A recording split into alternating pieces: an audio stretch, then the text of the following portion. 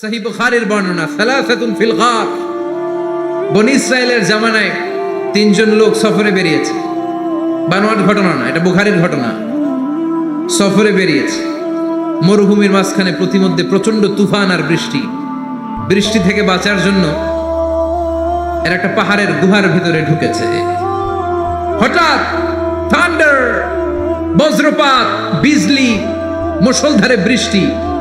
বৃষ্টির পানিতে পিচ্ছিল হয়ে উপর থেকে বিশাল প্রকাণ্ড একটা পাথরের খণ্ড এসে গুহার মুখের মধ্যে আটকে গিয়েছে।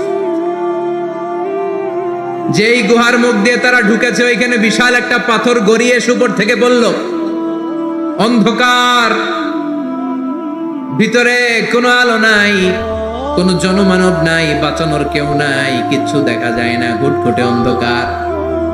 বাইরে থেকে আলো আর অক্সিজেন যে আসবে ওই সুযোগটাও নাই। তিনজন বুঝে গেল আমাদের মৃত্যু এখানেই হবে। আমাদের কঙ্কাল গুলো শত শত বছর এখানে পড়ে থাকবে, কেউ উদ্ধারের জন্য আসবে না, ঠিক কিনা? বাঁচানোর কেউ নাই, অক্সিজেন যতটুকু আছে কিছুক্ষণ পরে এটাও শেষ হয়ে যাবে। তিনজনের একজন বলল, আমাদের বাঁচানোর কেউ নাই, একজন ছাড়া তিনি কে? আমাদের তিনজনের জীবনের এমন কোন নেক আমল আছে কিনা যেটা দিয়ে আল্লাহর কাছে দোয়া করা যায়? কার জীবনে কি নেক আমল আছে যেই নেক আমলটা দুনিয়ার কোনো মানুষকে দেখানোর জন্য করা হয় নাই, শুধু করা হয়েছে কার জন্য? এরকম কোন নেক আমল থাকলে দোয়া করা শুরু করো, এছাড়া আমাদের বাঁচার কোনো উপায় নাই। একজন দোয়া করা শুরু করলো। হাদিসে লম্বা একটা হাদিস, আমি সরল বঙ্গানুবাদ শোনাচ্ছি। একজন দোয়া করা শুরু করলো। একজন বলতে শুরু করলো, আল্লাহুম্মা কানা লি আবাওয়ান শাইখান কাবীরান। ও আল্লাহ, আমার বৃদ্ধ বৃদ্ধা মা বাবা ছিল, আমি পেশায় ছিলাম রাখাল। প্রতিদিন রাখালগিরি করার পরে, ছাগলের দুধ দোহন করার পরে যখন বাসায় ফিরে আসতাম, সবার আগে আমি আমার আব্বা আম্মারে দুধ খাওয়াতাম। আব্বা আম্মাকে দুধ খাওয়ানোর পরে আমার সন্তানদের মুখে, আমার স্ত্রীদের মুখে আমি দুধ তুলে দিতাম। একদিন আমার আসতে দেরি হয়ে গেল, এসে দেখি আব্বা আম্মা ঘুমিয়ে গেছে।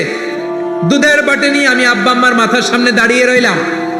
মনে মনে ভাবলাম, আব্বা আম্মা যখন ঘুম থেকে জাগবে, আব্বা আম্মারে আগে আমি দুধ খাওয়াবো, তারপরে ছেলে মেয়েরে খাওয়াবো, স্ত্রীদেরকে খাওয়াবো। দাঁড়িয়ে রইলাম, আমার ছেলে মেয়েরা এসে আমার কাছে বললো, আব্বা খাবার দাও। আমি দেই নাই। ক্ষুধার জ্বালায়, ক্ষুধার যন্ত্রণায় পাগল পড়া হয়ে আমার কলিজার টুকরা ছেলে মেয়েগুলো আমার পায়ের মধ্যে পড়ে কাঁদতে লাগলো, আব্বা একটু দুধ দাও, ক্ষুধা লেগেছে। ও আল্লাহ, আমি দেই নাই। ফজর পর্যন্ত দাঁড়িয়ে রইলাম। ফজরের সময় যখন আব্বা আম্মা ঘুম থেকে উঠলেন, সবার আগে আব্বা আম্মারে দুধ খাওয়ালাম, তারপরে ছেলে মেয়েদের মুখে তুলে দিলাম। ও আল্লাহ, ও আল্লাহ, ওই দিনে সারা রাতটা আমি দাঁড়িয়ে আব্বা আম্মার জন্য যে দাঁড়িয়েছিলাম, দুনিয়ার কাউরে দেখানোর জন্য নয়, শুধু তোমারে খুশি করার জন্য। ওই রাতের ইবাদতটা যদি তোমার কাছে পছন্দ হয়, ফাফাররিজ আন্না মা নাহনু ফি, আজকে যেই বিপদে আমরা আছি, বিপদ থেকে তুমি বাঁচাও। বলার সাথে সাথে 1/3, 1/3 পাথরটা ডান দিকে সরে। সুবহানাল্লাহ পড়বেন না? এবার বাইরে থেকে আলো আসতে শুরু করেছে, অক্সিজেন ঢুকতে শুরু করেছে, তাদের মনের মধ্যে স্বস্তি ফিরে এসেছে। এবার দ্বিতীয় জন দোয়া শুরু করলো, আল্লাহ, আমার এক চাচাতো বোন ছিল, এত সুন্দরী, আমার জীবনে এত সুন্দরী নারী আমি দেখি না, এত সুন্দরী নারী। ওয়া কুনতু উহিব্বুহু বিআশাদ্দি মা ইউহিব্বুর রিজাল আন নিসা, একজন পুরুষ একজন নারীকে যত ভালোবাসতে পারে, আমি ঠিক ততটা ভালোবাসতাম আমার এই সুন্দরী কাজিনকে, চাচাতো বোনকে। কিন্তু আমার মনের কথা আমার চাচাতো বোনরা আমি বুঝাতে পারি নাই। একদিন লজ্জা শরমের মাথা খেয়ে চাচাতো বোনরা আমি বললাম, তোরে আমি বড্ড ভালোবাসি, একান্তে আমি তোরে চাই।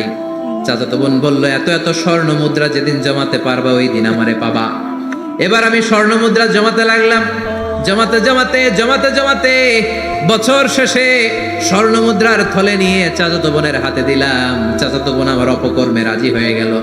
গোপন একটা রুমের ভেতরে আমরা ঢুকলাম, দুইজনেই জামা কাপড় খুলে নেকেড হলাম। জিনা করব, পাপ কাজ করব, একেবারে ফাইনাল ডেস্টিনেশন আমরা চলে গেলাম।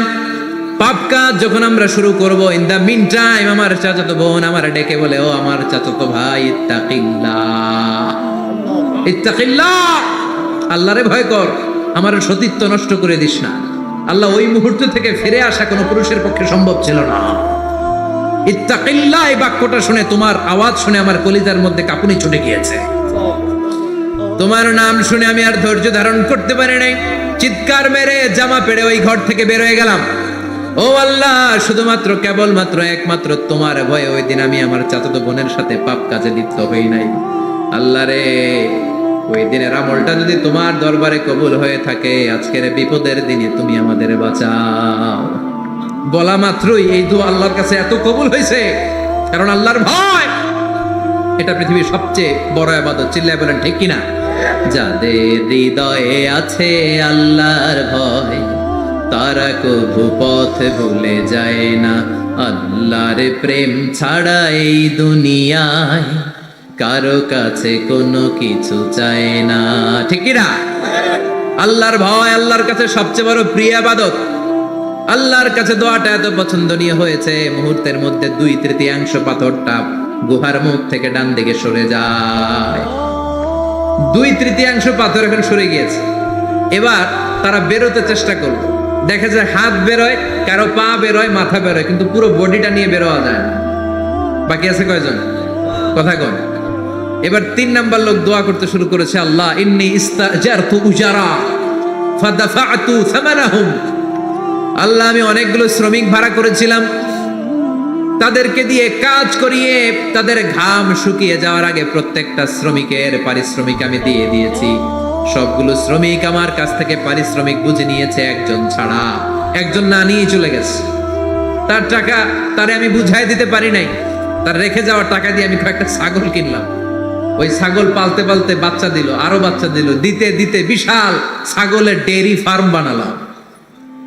1 যুগ পরে ওই শ্রমিক এসে বলে, হে আমার মালিক, 12 বছর আগে তোমার কাছে কাজ করেছিলাম, টাকা কিন্তু নেই নাই, টাকা দাও।